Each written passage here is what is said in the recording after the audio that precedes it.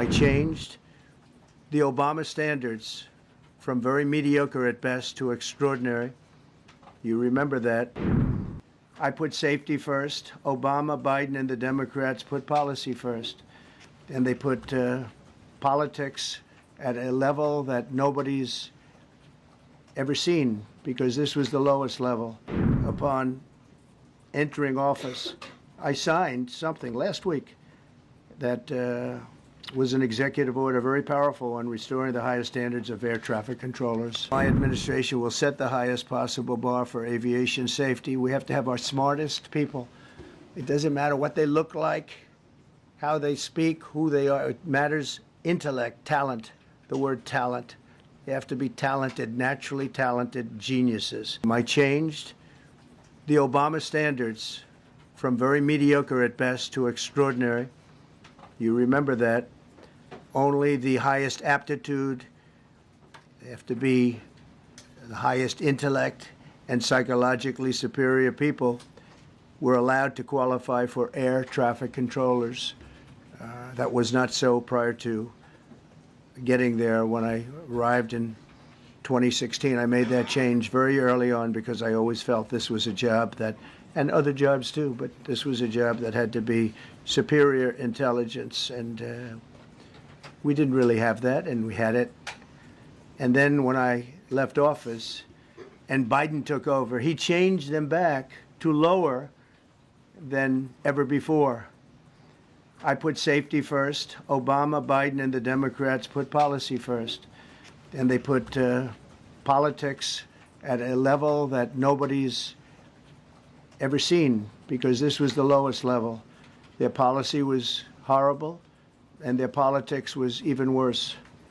So as you know, last week, long before the crash, I signed an executive order restoring our highest standards for air traffic controllers and other important jobs throughout the country. So it was very interesting.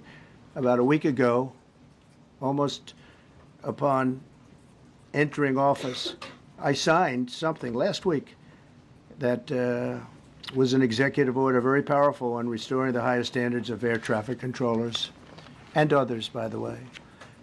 And my administration will set the highest possible bar for aviation safety. We have to have our smartest people. It doesn't matter what they look like, how they speak, who they are. It matters intellect, talent, the word talent. They have to be talented, naturally talented geniuses. You can't have regular people doing that job. They won't be able to do it. But we'll restore faith in American air travel. I'll have more to say about that. I do want to point out that various articles that appeared prior to my entering office, and here's one. The FAA's diversity push includes focus on hiring people with severe intellectual and psychiatric disabilities. That is amazing. And then it says FAA says people with severe disabilities are most underrepresented segment of the workforce, and they want them in, and they want them, they can be air traffic controllers. I don't think so. This was in January 14th, so that was a week before I entered office. They put a big push to put diversity into the FAA's program. Then another article, the Federal Aviation Administration, this was before I got to office, recently, second term. The FAA is actively recruiting workers who suffer severe intellectual disabilities, psychiatric problems, and other mental and physical conditions under a diversity and inclusion hiring initiative spelled out on the agency's website. Can you imagine? These are people that are, I mean, actually, their lives are shortened because of the stress that they have.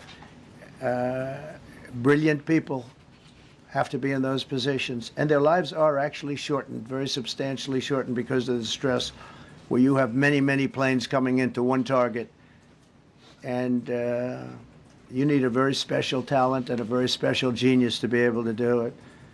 Targeted disabilities are those disabilities that the federal government, as a matter of policy, has identified for special emphasis in recruitment and hiring. The FAA's website states they include hearing, vision, missing extremities, partial paralysis, complete paralysis, epilepsy, severe intellectual disability, psychiatric disability, and dwarfism all qualify for the position of a controller of airplanes pouring into our country, pouring into a little spot, a little dot on the map, a little runway. The initiative is part of the FAA's Diversity and Inclusion Hiring Plan. Think of that. The initiative is part of the FAA's Diversity and Inclusion Hiring Plan, which says diversity is integral to achieving FAA's mission of ensuring safe and efficient travel. I don't think so. I think it's just the opposite. The FAA website shows that the agency's guidance on diversity hiring were last updated on March 23rd of 22. They wanted to make it even more so. And then I came in, and I assume maybe this is the reason. The FAA, which is overseen by Secretary Pete Buttigieg, a real winner. That guy's a real winner. Do you know how badly everything's run since he's run this Department of Transportation? He's a disaster. He was a disaster as a mayor. He ran his city into the ground, and he's a disaster now. He's just got a good line of bullshit. The Department of Transportation, his government agency charged with regulating civil aviation. Well, he runs it, 45,000 people, and he's run it right into the ground with his diversity. So I had to say that it's terrible. Then it's a group within the FAA, another story, determined that the workforce was too white, that they had concerted efforts to get the administration to change that and to change it immediately. This was in the Obama administration just prior to my getting there. And we took care of African Americans, Hispanic Americans. We took care of everybody at levels that nobody's ever seen before. It's one of the reasons I won. But they actually came out with a directive, too white. And we want the people that are competent.